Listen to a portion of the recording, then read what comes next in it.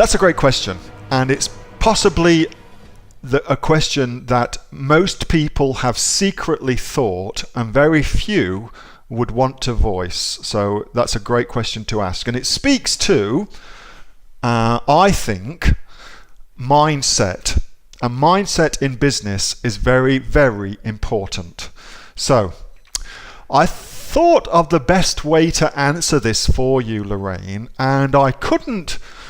Well, the best way I thought to answer it would be to tell you about a series of my own businesses and then in the end of it to kind of bring it back for you so that you can understand about how to succeed on Amazon. And that's where I want to get to for you, okay? There are lots and lots and lots of ways to fail on Amazon, for a business on Amazon not to work. Loads and loads and loads of ways. Just like there are lots and lots of ways to fail in a business off of Amazon as well. And I've been lucky enough to have lots of successful businesses outside of Amazon as well, but also lots and lots of failures in my business career as well. So I thought it would be cool to talk about that. So here we go. See if you can relate to any of these. For all of you this is. So see if you can relate to any of these. And if you haven't had a business, think about how this could relate to just some things that have happened in your own life. And then I'm going to tie it all back to tell you the number one way to succeed on Amazon. All right, so I just launched, and I did a big expose of this in the last Advanced Inner Circle. I just launched a new business on Amazon in Japan, which was a monumental flop. Did not work at all, and there's a lot of different reasons why, but it's primarily because we didn't think through the marketplace. We tried to sell a top-selling product from our American store and just brought it over into Japan without doing a whole lot of research into the Japanese market and the Japanese psyche and to see if they would actually want a product like this. And it turns out they don't. So it was a monumental cock-up, which is a technical term. So we lost on that, okay? Now, I could have just kept kind of quiet about that and not said anything, and instead I knew that would be important to share with my advanced group so they could see what were the steps leading up to that business failing. So I went through everything and showed them exactly why. Now, does that mean that Amazon in Japan is fundamentally flawed? No, it does not. Does that mean that you cannot make money selling in Japan on Amazon? No, of course it doesn't. It just means that business, that product that we were selling, wasn't thought through, and we didn't do what I knew we should do. I didn't follow my own systems, basically. So hence it didn't work, okay? Another one. So also Amazon. The business, well, one of the businesses I'm launching in India, we have been waiting on getting our bank account, just the bank account, live for 6 months now, just to open a bank account in India, 6 months. And our first director in India that we took on, an Indian guy, blackmailed me and my business partner for $2,500 Australian dollars to do certain things. Otherwise, they were just going to cave the whole business in and we would have lost all of our money. So they blackmailed us for $2,500 on that particular business in India. Now, does that mean that India and the Amazon platform in India is flawed? No, it does not mean that. Does that mean that you can't make money on Amazon India? No, it does not mean that. It just means that we chose the wrong person as a director, and as a result of that, they blackmailed us and we lost $2,500, and it's taken 6 months to open a bank account over there. So that's, again, something to think about. When I was younger, my very first, so I used to be a chef, if you're not aware of that, I used to be a chef. My very first restaurant that I owned was on an island just off the coast, off the French coast, which is a tax haven called Jersey. You may have heard of it. And we opened a restaurant. I was in my very, very early 20s, and I had 2 business partners.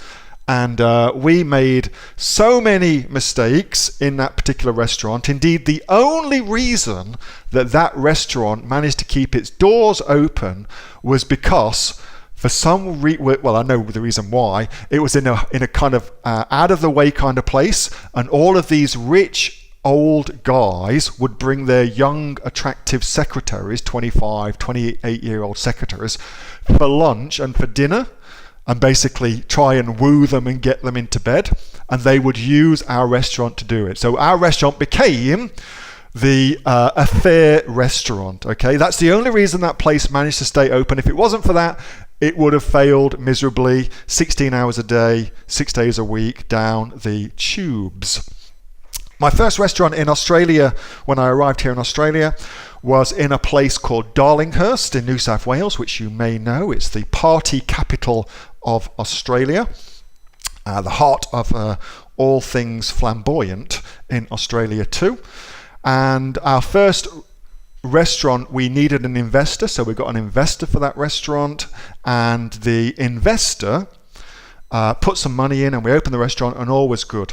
We subsequently found out that our investor in the restaurant just happened to be the biggest cocaine dealer in New South Wales. And the way that we found that out was because his boss flew over from Colombia, so a massive drug lord from Colombia, whose name I will not say because I would shit myself to say it. And he flew over, and his 2 bodyguards and him came into the kitchen when we were working, and his 2 bodyguards flashed their Uzi 9mm at me, and I've got to tell you, I absolutely shat myself. It's the first time I've seen a gun like that, and I shat myself. And so we got out of that as quickly as possible from our Colombian and cocaine dealing overlords. Does that mean the restaurant industry is kind of screwed? Does that mean the restaurant industry is not a place you can make money? No, of course it doesn't. It just means that that was a mistake with that particular person. After I sold out of that restaurant, we then went to get a restaurant in Paddington, which is in just up the road from Darlinghurst. You may know it. And we got a restaurant there, and it's called Palette back then. And the restaurant, we had decided that our strategy was going to be, we were going to go for 3 chef's hats. That's the Sydney Morning Herald Good Food Guide chef's hat. You've probably heard of them. And so we built a team of people commensurate with trying to be one of the best restaurants in Australia, to have 3 chef's hats. And the guys and myself and everybody worked really, really hard. We busted our balls to make the food fantastic. And then one day we heard that Terry Jorak, who is the god of the Sydney food scene. He was the head reviewer for the Good Food Guide, also the head reviewer, or was at that time, for the Sydney Morning Herald, and he could make or break a restaurant. So a good review from him would mean that you were fully booked forever going forward. A bad review from him would mean that the restaurant was doomed and would never ever come back, like an Amazon review on steroids. Okay, so we knew he was coming in. He came in for a meal that night. He brought in his partner, a lady called Jill Dupre from memory, and came in for a meal, had his meal, and I remember it very, very clearly. He ordered a dish of veal sweetbreads with a foie gras and truffle sauce. So it's pretty kind of classical French food back then. So it's a veal sweetbreads with foie gras and truffle sauce. And they had this little bed of cannellini beans, which are like baked beans without the tomato sauce, underneath it. And it was a beautiful dish. And he had the food, and we were all shitting ourselves, of course, anticipation of what would happen. And he sent the plate back, and all of the beans were around the outside of the edge of the plate. And I tried one, and every single bean was raw. Every single bean was raw, like you could shoot somebody with the bean. Now, does that mean that a great free chef hat restaurant is unattainable? Of course not at all. Just means that at that time it didn't work, and my own man management wasn't very good to make sure that everything was on track. Shall I continue? You want more? All right, I'll give you a couple more, and then I'm going to bring this all together for you, okay? When I started my other business career, I went to University of Sydney and I did my behavioural psychology and science and statistics degree at Sydney, and got into online marketing and coaching. So a guy called Tony Grant, Dr. Tony Grant, inspired me to start a life coaching company, which we called New Insights, okay? And that was back in, like the early 2000s. We grew that life coach training company from $0 to $8 million in revenue in 2 years. Like phenomenal growth, unbelievable growth.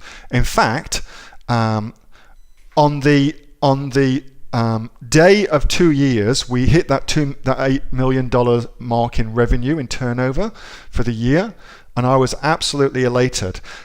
About 6 or 7 weeks after that, the business was finished, was broke, was no more. So from $0 to $8 million in revenue in 2 years, and then 6 or 7 weeks later, kaput, nothing, absolutely gone, because we ran out of money. The business grew too fast, and we literally ran out of money, and as a result of that, the whole thing fell apart. It was built on a house of sand.